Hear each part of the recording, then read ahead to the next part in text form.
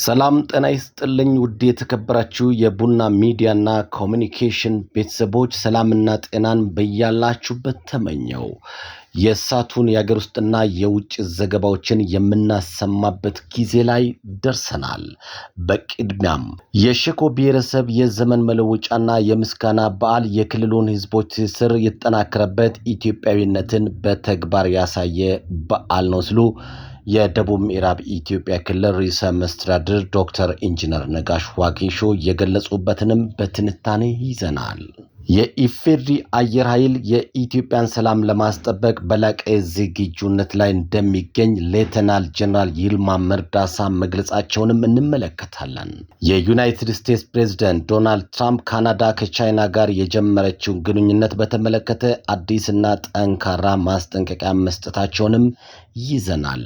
የሚኒሶታ ሰማይ ባዘን ጠቁሯል። ምድሩ በበረዶ ተሸፍኗል። የአካባቢ አየር አጥንት ሰብሮ የሚገባ ደም የሚያርገፈግፍና እስትንፋስ የሚያቆም አስፈሪ ቅዝቃዜ ያዘለ ነው ተብሏል። እነዚህንና ሌሎችን ዘገባዎች ከኛ ጋር ከቆያችሁ የምትከታተሉ ይሆናል።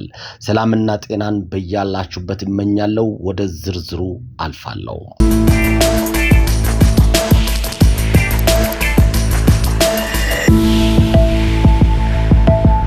የሸኮ ብሔረሰብ የዘመን መለወጫና የምስጋና በዓል የክልሉን ህዝቦች ትስስር የተጠናከረበት ኢትዮጵያዊነትን በተግባር ያሳየ በዓል ነው ሲሉ ዶክተር ኢንጂነር ነጋሽ ዋጌሾ ገለጹ። የሸኮ ብሔረሰብ የዘመን መለወጫና የምስጋና በዓል ትከሻ በንጊ በተለያዩ ባህላዊ ሁኔታዎች ደምቀው በሸኮ ከተማ ተከብረዋል። በበዓሉ ላይ ተገኝቶ መልእክት ያስተላልፉት የደቡብ ምዕራብ ኢትዮጵያ ህዝቦች ክልል ርዕሰ መስተዳድር ዶክተር ኢንጂነር ነጋሽ ዋጌሾ የሸኮ ብሔረሰብ የዘመን መለወጫና የምስጋና በዓል የክልሉን ህዝቦች ትስስር የተጠናከረበት ኢትዮጵያዊነት በተግባር ያሳየ በዓል ነው ብለዋል።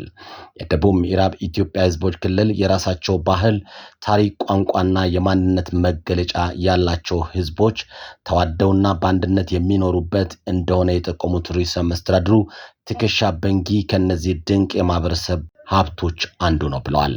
በዚህ ድንቅ የማህበረሰብ ባህላዊ ሀብት የሸኮ ብሔር ተወላጆች ካሉበት ወደ ቀያቸው በመሰብሰብ በተላላቆች ምክር ታናናሾችን በመቅረጽ እና በባህላዊ አልባሳት ደምቆ በተለያዩ ክዋኔዎች የሚከበር በዓል ነውም ሲሉ ርዕሰ መስተዳድሩ ተናግረዋል። ሸኮ ከድንቅ የተፈጥሮ ሀብት በተጨማሪም የዳበረ የማህበረሰብ የግጭት አፈታት ባህል ያለው ነው ሲሉም ርዕሰ መስተዳድሩ ገልጾ ይህንን አኩሪ የማህበረሰብ እሴት በማጉላት ለህዝቦቹ ሁለንተናዊ ለውጥ መጠቀም እንደሚገባም አጽንኦት ሰጥቷል።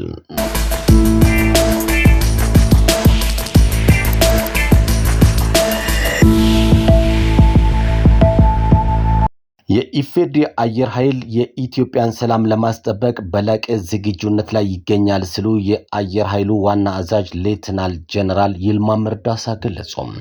ጠቅላይ ሚኒስትር ዶክተር አብይ አህመድ በተገኙበት የኢፌዴሪ አየር ኃይል 9ኛ ዓመት በማስመልከት የጥቁር አንበሳ የአየር ላይ ትርኢት በቢሾፍቱ ከተማ እየተካሄደ ነው።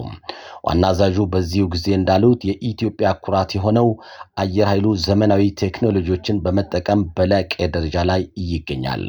አየር ኃይሉ በርካታ ስራዎችን በመስራት 90 ዓመታትን ያስቆጠረ አንጋፋ ተቋም መሆኑን አንስተው የኢትዮጵያን ሰላም ለማስጠበቅ በላቀ ዝግጁነት ላይ እንደሚገኝም አረጋግጧል። የኢትዮጵያን ደህንነት ለማስጠበቅ በሰው ኃይል እና በቴክኖሎጂ አቅሙን በየጊዜ እየተጠናከረ የሚጠበቅበትን በማደግ ላይ መሆኑንም አስረድቷል። በአየር ትርኢት መርሃ ግብሩ ላይ የህዝብ ተወካዮች ምክር ቤት አፈ ጉባኤ ታገሰ ጫፎ፣ የፌዴሬሽን ምክር ቤት አፈ ጉባኤ አገኘው ተሻገር እንዲሁም የክልል ርዕሳነ መስተዳድሮች እንዲሁም ሚኒስትሮችን ጨምሮ የሀገር መከላከያ ሰራዊት ከፍተኛ መኮንኖች መገኘታቸውን ታውቋል።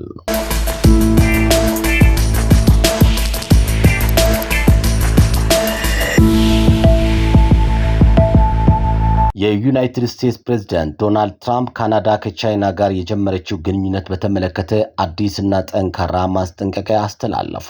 ፕሬዝዳንቱ በማህበራዊ ሚዲያ ገጻቸው ላይ ባሰፈሩት መልእክት አሜሪካ በሰሜን ጎረቤቶቿ ላይ የቻይናን ተጽዕኖ እንደማትታገስ በግልጽ አስቀምጧል። የፕሬዝዳንቱ መልእክት ትራምፕ በመልእክታቸው ዓለም አሁን የሚያስፈልጋት የመጨረሻው ነገር ቻይና ካናዳን እንድትቆጣጠርም ማድረግ ነው። ይህ በፍጹም እንዲሆን አይፈቀድም፣ ወደ መሆን እንኳን አይቀርብም። ለዚህ ጉዳይ ትኩረት ስለሰጣችሁ አመሰግናለሁ ሲሉም አስፍሯል። ይህ የትራምፕ መግለጫ የካናዳው ጠቅላይ ሚኒስትር ማርክ ካርኒ ከቤጂንግ ጋር ስትራቴጂካዊ አጋርነት ለመፍጠርና የንግድ ልውውጥን ለማድረግ የሚያደርጉትን እንቅስቃሴ ተከትሎ የመጣ ነው። የጂኦፖለቲካዊ አንደምታው የፖለቲካ ተንታኞች እንደሚሉት የትራምፕ መልእክት በውስጡ ሁለት ዋና ዋና ጉዳዮችን አስሏል።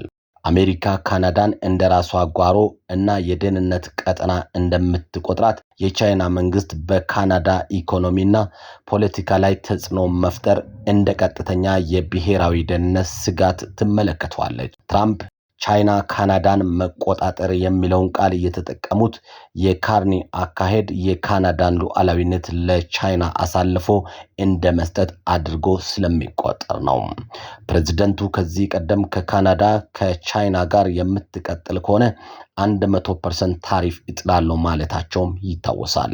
አሁን መልእክት ይህንን ዛቻ የሚያጠናክርና አሜሪካ እርምጃ ለመውሰድ ወደኋላ እንደማትል ማሳያ ነው መባሉን የተለያዩ የውጭ ዜና አውታሮች ዘግበዋል።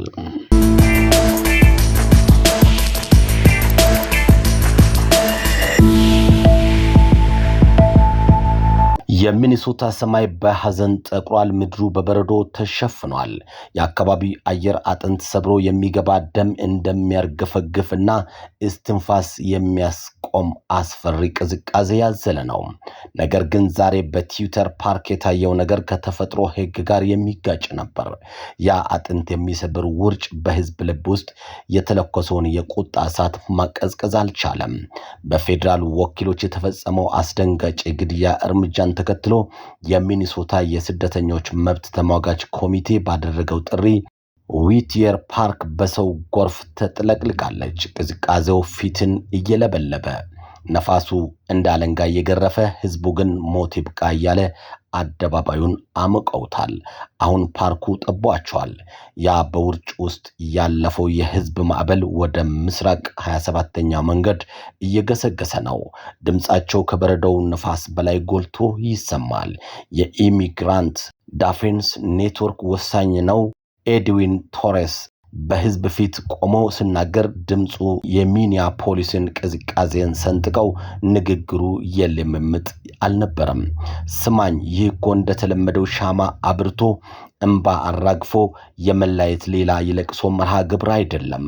ወገኖቼ ንቁ ሲል ኤድዊን አንባረቀ። ይህ የታሪክ መለወጫ ነጥብ ነው። ይህ የዝምታው የሚያበቃበት፣ ጭቆናው የሚሰበርበት የመጨረሻ ምዕራፍ ነው። የሚኒሶታ ቅዝቃዜ የባሰ ቢሄድም የሰልፈኞች ቁጣ ግን እንደ እሳተ ገሞራ እየተንተከተከ መሄዱን ቀጥሏል። የውጭ ዜና አውታሮች እንደዘገቡት ሰላምና ጤናን በያላችሁበት ተመኘው። አማኑኤል ኃይለ ነበርኩኝ። ጤና ይስጥልኝ።